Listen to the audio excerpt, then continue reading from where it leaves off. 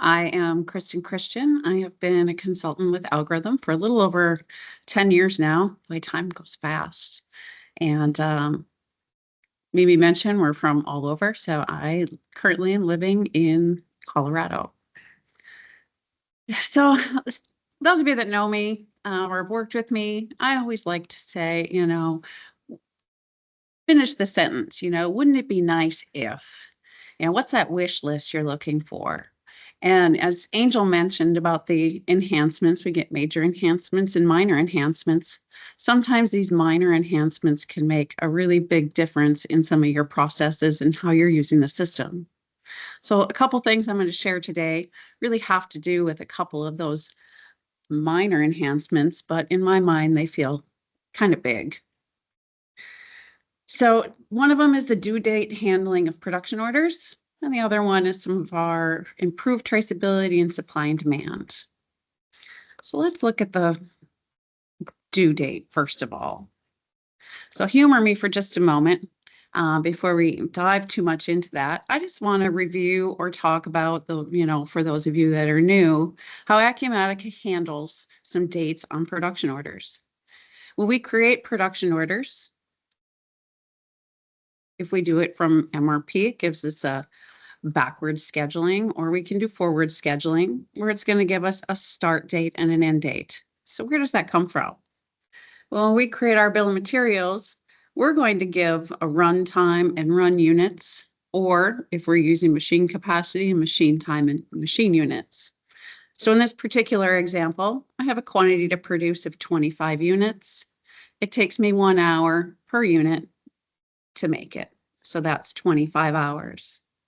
Based on my calendar, we should start it on 4/7 and finish on 4/9. However, sometimes, we need a little more flexibility in there for how we want to schedule our production. So Acumatica has given us those, oh, wouldn't it be nice if fields called due date on our production order now. So maybe we want to give ourselves a little extra time. Yep, it's going to take 2 days, but it's really not, I don't need it until the next week or even maybe the next month. And that will help us with some scheduling. This field now, we can go ahead and put that into our generic inquiries. We can put that on the production ticket. It's just a little extra visibility, a little extra cushion, and a little extra communication that we can do to our production team. And this can make a really big difference. The other ways that it figures out dates is also by using fixed manufacturing lead times. So sometimes we've done that and you'd say, well, it's going to take 3 days to make this, even though if we let the bill of materials get, decide it's really, only going to take 3 hours. Again, that's not always a really flexible and good way for us to communicate everything we need to our production team. So as you can see in this example, that due date field is open.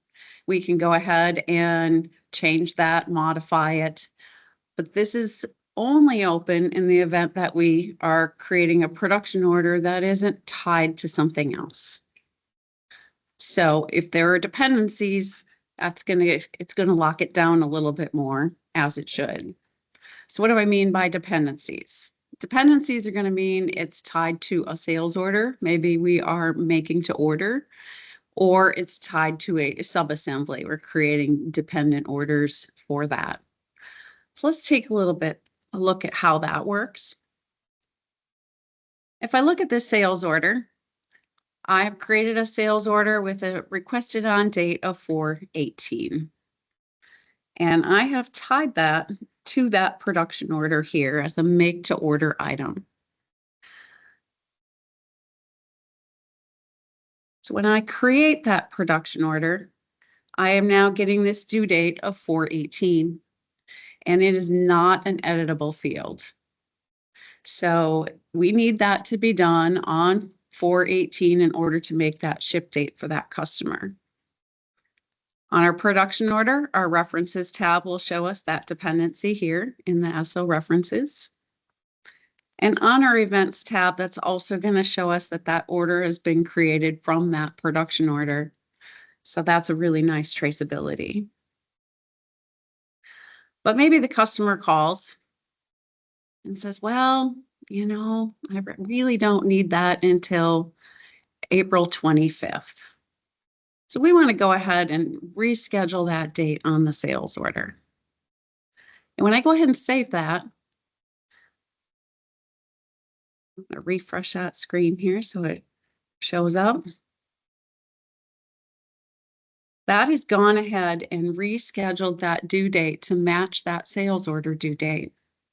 So this is really handy when you're trying to manage your production capacity, and you still see the start and end date have not changed, but our ultimate due date has. And if we look at our events tab, we get this information line that not only tells us that the due date changed, but where it came from and what it used to be and what it is now. If you have dependence production orders for subassemblies, those are going to flow in the same way. They're going to lock that date down, and you're going to see that, oh, I changed the subassembly, therefore this is what's going to happen here.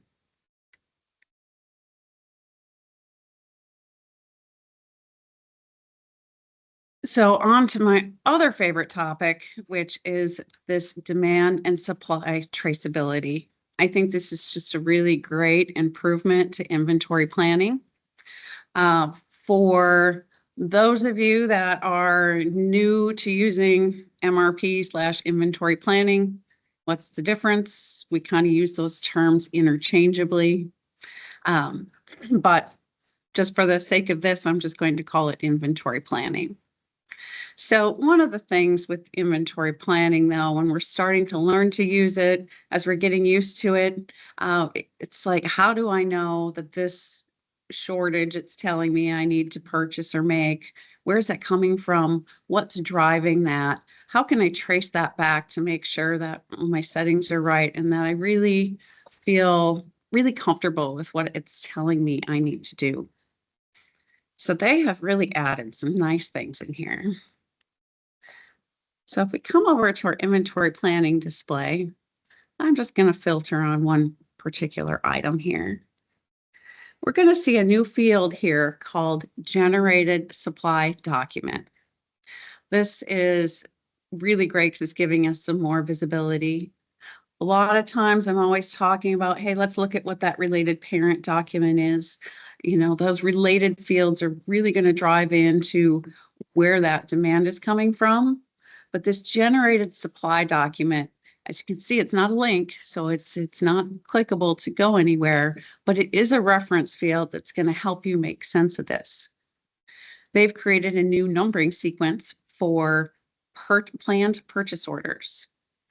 So if you have, in this case, this is a purchased item, we're going to need to buy it. We have a shortage on the first line of 885. And so in that generated supply document, it's giving us this new number called, PLPO. It's a planned purchasing. But if I take that a little bit more, it's like, okay, I know it's coming from this production order and I have this generated supply document. And, is this really right? I need all of these different lines of demand. If I look at my results by item, this is going to drill in for me. And now I see under the related document here, there's that PLPO7 that we saw. So we can make that relationship between what we're seeing in the inventory planning display and what we're seeing on our results by item. Additionally, they've also added that related product document in here as well. Before we had the parent inventory ID and product inventory ID, so we could see if that was, it's going into a subassembly that's going into a final assembly kind of thing. But now we're getting just even more granular in what's happening here and where this demand is coming from. So we can go ahead and we can line those things up if we're like, well, okay, this one's coming from here. then I can come down and say, yep, that's that line there. This is where I'm going to end up. This is a production order that's calling for it. This is the item it's going into.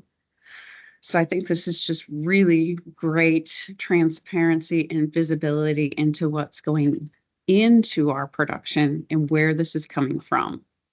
So again, minor enhancements, but I think they're going to make just great improvements to some of your processes and the way that you're able to get a little more use out of the system.